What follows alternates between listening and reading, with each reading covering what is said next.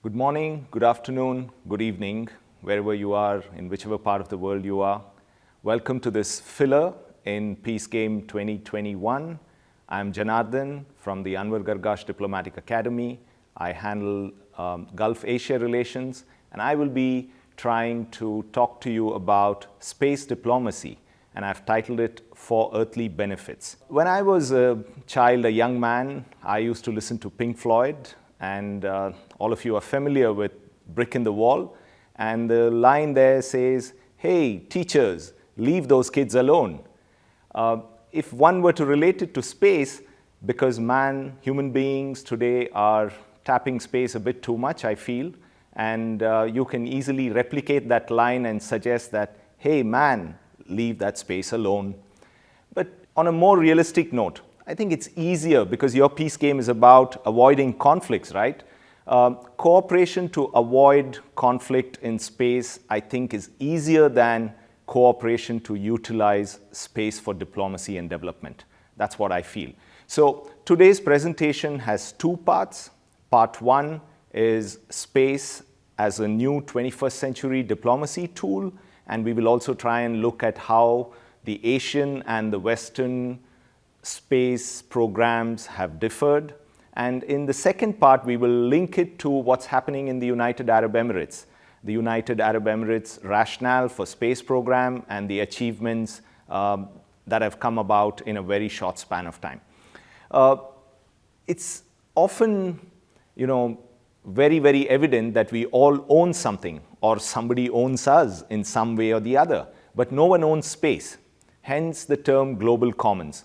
In foreign affairs and diplomacy, consultation channels are key to cooperation.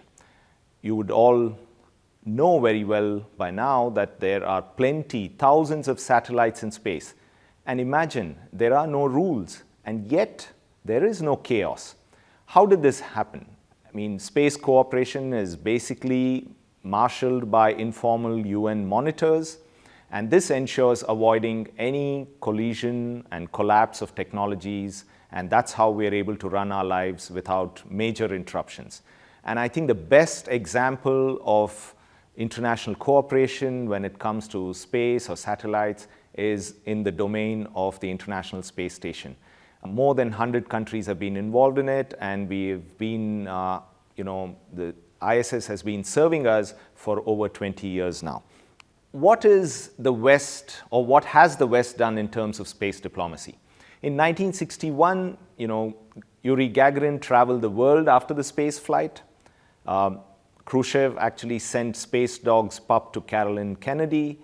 In 1962, NASA sent John Glenn's Friendship 7 space aircraft on a world tour. And currently, the US is using land satellites, for more than 4 decades or so to deliver scientific images to the world. The Soviet Union flew an Indian to space in 1984. When you look at all of this and see what's happening in Asia, I think Asia has benefited a great deal from globalization. Globalization has enabled Asia to use space as a diplomacy tool.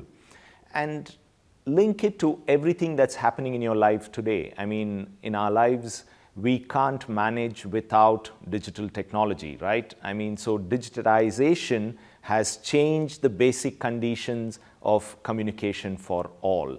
What are the characteristics of Asian space diplomacy? The West used Cold War space diplomacy to push geostrategic influence. Asia is seeing that there is less geostrategic contest, at least until now. Asia is using satellites as diplomatic tools for socio-economic benefits. There's tech and science diplomacy, which is being seen as vital now. The fourth industrial revolution, currently underway, most of the Asian satellites are improving connectivity and public services. For example, we have the direct-to-home TV, internet, teleeducation, telemedicine, disaster relief, agriculture, fishing, anything. And these are the areas where developing countries are using space diplomacy to benefit from. And the countries that are leading this are China, India, Japan, South Korea, and now the new kid on the block, which is the United Arab Emirates. and they're using space diplomacy as out-of-the-box foreign policy tool. Of course, Asia is still behind the West, but is fast catching up, and we'll see how. I have identified at least 5 areas where Asia is using space diplomacy. Number 1, Asia uses it as a tool of prestige or soft power. Space tech is flashy. China stands out in this arena. Number 2, we have space diplomacy as an instrument of international development, and we will suggest examples which will, reinforce this point. Number 3, Japan is using this, for example, to support development of space programs. Number 4, space diplomacy is a tool to promote business in science and technology, where China and India are leading the race. And number 5, we have governance of space as shared global commons. It's either Plan B or even Planet B. Let's take a quick look at some of the developments in space diplomacy in some of the Asian countries. China is basically using the Soviet model. It's offering friendly countries a seat on manned missions. It's helping developing and developed countries collaborate on various space missions. 2003 was the first time that China sent a man to space. It was the 3rd country to do so. Imagine 40 years after the West had first done it. And within a short span of time, in just about 20 years, it has had dozens of taikonauts who have gone to space already. It has done a fair bit, including what is referred to as the FAST telescope, which enables study of extraterrestrial signals. And then we have China having built space satellites and space diplomacy into what they call 1+2+3 cooperation mechanism, which includes energy cooperation and a host of others. But it's interesting how space technology and space diplomacy has become part of China's 1+2+3 cooperation mechanism. More importantly, China is using the Belt and Road Initiative, which is a landmark project. Some call it the project of the century. And it's using space diplomacy as a tool of the Belt and Road Initiative, or rather the other way around, using Belt and Road Initiative as a space diplomatic tool to support innovation, to support e-commerce, digital economy, smart cities, and science and technology parks. In 2020, China had the Beidou operational with the help of about 35 satellites. And Beidou is basically the rival of GPS. China is so paranoid, just like the other countries are paranoid about China, that it decided to have its own GPS system, which is called Beidou, and it's using in most of the Belt and Road Initiative countries. And all of these technologies are very important, especially for its 5G mobile infrastructure, the digital Silk Road, the Silk Road in cyberspace. All of these things are becoming very important for China. And more recently, in 2021, just a few weeks ago, China actually launched the nuke-capable hypersonic missile, which circled the globe before it hit its target. And in 2023, China's space station may become operational, and when it does become operational, it could well be the only space station that will exist, because the International Space Station that is currently operational is likely to retire in 2024. This is a picture of China's upcoming space station. It's very interesting. I mean, I am sure many of you know that China was left out of participating in the International Space Station. So China now is actually trying to gear up to pay back in the same coin. It is making sure that everything on board this new space station is going to be in Chinese. So if anybody wants to make use of these facilities, they ought to know Chinese. The Europeans, of course, have been the first ones to start learning Chinese. They want to make use of the opportunities that are available. Maybe the Americans will fall in line. Hopefully, one day, we will wait and see. This is what is also causing a great deal of friction between the United States and China. 5G, currently, if the fourth industrial revolution, which is about the Internet of Things, has to become a success, then 5G is really essential. And except Huawei in China and perhaps Ericsson in Europe, others don't have 5G technology. So it is becoming a major geopolitical contest between China and the United States telling many of its allies not to use 5G technology, but the others, having no other option, are insisting that they will still go ahead with the Chinese technology. I'm sure we are going to see more about this in the future, in the next few years, and there's going to be a lot of friction about it. Moving forward, India, from very humble beginnings, as you can see on the back of a cycle in 1963, when its space program began, to what is going on now in terms of India's space diplomacy.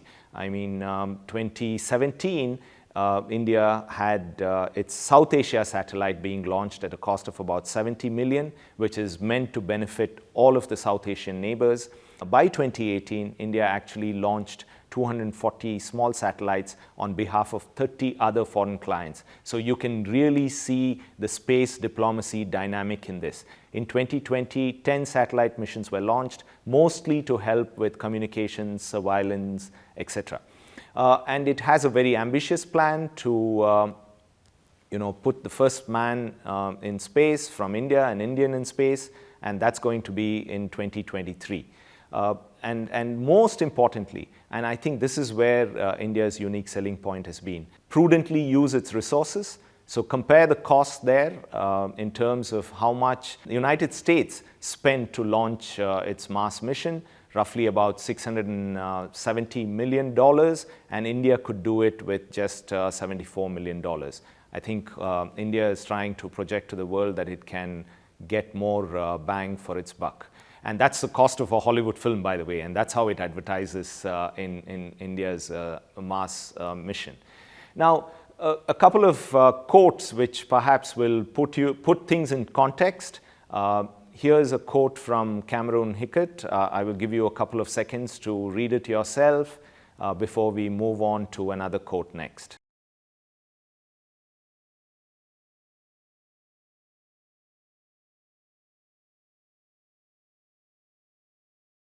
Here's another by Frank Rose.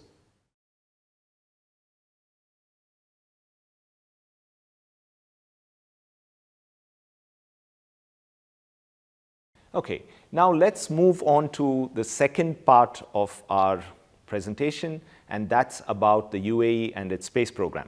Now, this is a picture that was taken by UAE astronaut when he was in space, and this is a picture that is very interesting. This is from 1976, when 3 Apollo 17 crew members visited the UAE and presented a souvenir to the late President Sheikh Zayed. And another interesting picture here is from 2019, when the 2 UAE astronauts visited the UAE leadership after their mission to space. And interestingly, the tweet by Hazza al-Mansouri, astronaut Hazza al-Mansouri, was in 1976, we witnessed the world's achievement. In 2019, the world celebrates our achievements. Emirati in space is really not an end. It's just the beginning, because it's been a very short duration since the UAE launched its space program. The Mohammed bin Rashid Space Center was set up only in 2006, and the UAE is already proceeded to have the first mission to Mars and the first Emirati in space, all in 2019 and 2020.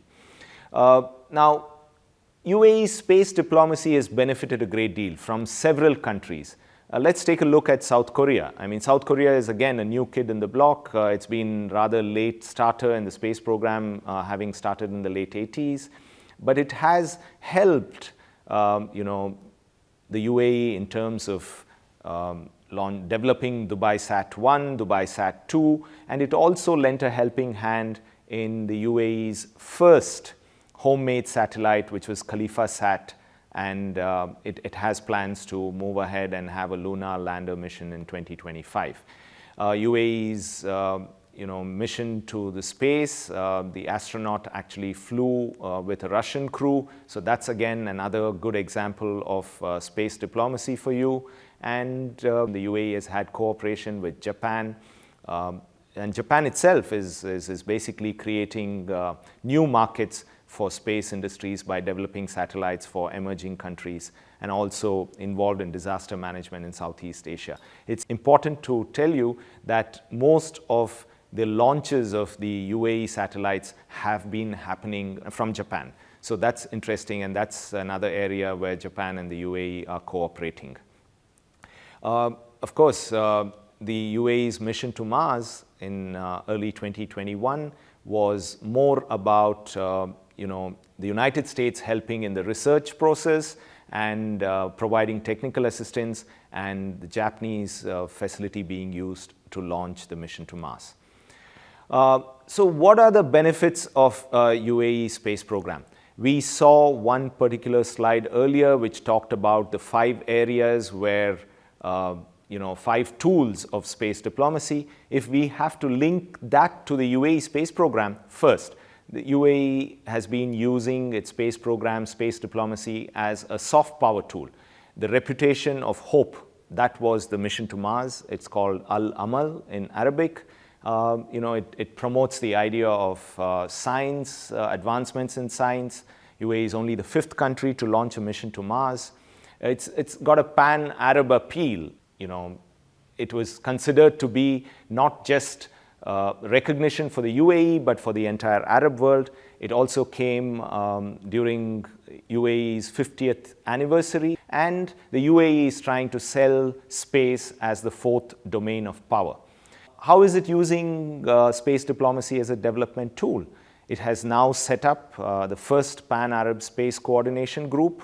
That was done in 2019, in which 11 Arab states are participating, and they are developing something called the 813 satellite. Now, the 813 refers to the year 813, when the Arab House of Knowledge reached its peak. So it's very symbolic. It's got that sort of pan-Arab feeling. And how is it using as a 21st century diplomacy tool? We saw several examples already. It's cooperation with India, with Japan, with Russia, with United States, with South Korea. All of these indicate that it is not looking at partnerships with other countries only in the domain of oil and trade, but beyond as well. And then number 4 is tapping the international commerce in science and technology. I think there has been a sudden groundswell of young people wanting to study science in the UAE because of all the space programs. There are more and more people studying aeronautical engineering, for example. The UAE now has a national space strategy 2030. It's building into the knowledge-based economy that the UAE is trying to promote as part of its diversification process. It's Emirati-driven, the space program. I mean, the Mars mission had about 200 scientists, Emirati scientists on the ground working on that program. And interestingly, 34% of those 200 scientists was women. So that's very interesting as well. Finally, global commons. It's contributing to the efforts on the part of the world community to make sure that they can manage the space debris and militarization issues, which was earlier the domain of great powers. Now you can actually see that even a small country like the United Arab Emirates is pitching in and doing its bit. As a result, according to the UAE's ambassador in Washington, Yusuf Al-Otaiba, for the UAE, the Mars mission is the Arab world's version of US President John F. Kennedy's moonshot. As a commercial tool, the UAE wants to use space technology to tap into the new business opportunities. In 2018, it passed a federal law on regulation of space sector. It believes, or rather the world has been suggesting that there would be about 6,000 satellites worth about $30 billion that would be launched around the world by 2030. And this global space industry, which is now valued about 350 to 400 billion, is expected to grow to about 1 trillion by 2030. So the UAE is trying to make sure that it doesn't stay behind in this business of space technology, etc., and wants to capitalize on it moving forward. And its future plans are also very interesting. The first Arab woman in space is going to be happening soon, in the next couple of years, hopefully. You have the Mars Scientific City that's coming up as well. You have the mission to Venus in 2028. Part of that mission will also include exploring the asteroid belt between Mars and Jupiter. And finally, there is also plans, which was announced in 2017, looking 100 years ahead, that there would be a human colony on Mars by 2017. How is things shaping up? So far we've been talking about the constructive use of space technology, space diplomacy, but things are hotting up slowly. We are now beginning to see that India and China are competing in a way. China is helping Pakistan, India is helping Vietnam. China's robotic space plans are being linked to military modernization. There is a move by Japan and India to coordinate their efforts and counter China's advancements. Then there is, of course, the China-US competition, which is worrying the entire world. Russia is also looking east now. So will it be a combination of Eurasia versus West? We could also see China and Russia cooperating in a contest against the West and the United States. And within the region too, apart from the United Arab Emirates, you already have Saudi Arabia, Egypt, Israel, Iran, Turkey are also competing in the same space. Finally, I want to end with a couple of policy recommendations that the United Arab Emirates could make, which is, or rather we make to the United Arab Emirates, which is invest directly in space programs of key Asian actors, become stakeholders in Asian space service delivery systems, especially for developing Asian and African countries, take a lead in establishing a regional space agency as a tool to encourage science and tech research and cooperation, host a forum of key players in space exploration arena to encourage cooperation instead of competition, and host a meeting to discuss governance of space as global commons to mitigate militarization and satellite debris. Last but not the least, to facilitate all of these, how about appointing a space ambassador? That's it. Thank you. Enjoy the rest of the sessions. Bye.